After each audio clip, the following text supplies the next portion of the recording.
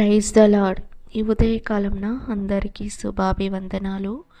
ప్రభువైన యేసయ్యకు స్తోత్రం, కృతజ్ఞతాస్తుతులు. యేసయ్యా నీకు స్తోత్రమయ్యా, మమ్మల్ని సృష్టించిన దేవా నీకు స్తోత్రం. యేసయ్యా ఈ ఉదయకాలంన యేసయ్యా మమ్మల్ని మీ చేతిలోకి అప్పగిస్తున్నాము తండ్రి, స్తోత్రం. ఈ దినము మాకు దయచేసినందుకు నీకు స్తోత్రం. యేసయ్యా రాత్రంతా మమ్మల్ని కాపాడినందుకు నీకు స్తోత్రం. మా హృదయాల్ని మీ చేతులకు అప్పగిస్తున్నాము తండ్రి. మా హృదయాలను పరిశుద్ధం చేయండి యేసయ్యా, స్తోత్రం. దేవుడు నన్ను కనికరించెను. ఆదికాండము 33వ అధ్యాయము 11వ వచనము.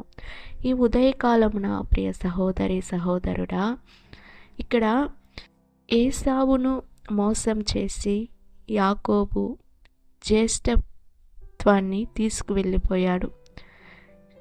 ఇప్పుడు మొదటి బిడ్డకి, ప్రతి కుటుంబంలో మొదటి బిడ్డకి జ్యేష్ఠత్వం ఉంటుంది, సరేనా? ఆయన ఏసావు జ్యేష్ఠత్వాన్ని చిన్నపిల్లాడు యాకోబు తీసుకొని వెళ్ళిపోయాడు వేరే దేశానికి. వాళ్ళ అన్నను ఎదుర్కోవడానికి తిరిగి వచ్చేటప్పుడు 7 మార్లు నేలను సాగిలపడ్డాడు. మన అన్న మనల్ని ఎదుర్కొనడానికి ఎలా వస్తాడనేసి 7 సార్లు. ఎందుకంటే ఆ హృదయంలో చూడండి, యాకోబు హృదయంలో అయ్యో మన అన్నని మోసం చేసి మనము జ్యేష్ఠత్వాన్ని తీసుకుని వచ్చేసాము అని 7 సార్లు నేలను సాగిలపాడి నమస్కారం చేసి వాళ్ళ అన్నని ఎదుర్కోవడానికి వెళ్ళాడు.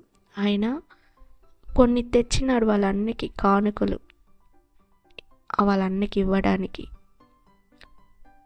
తీసుకోలేదు.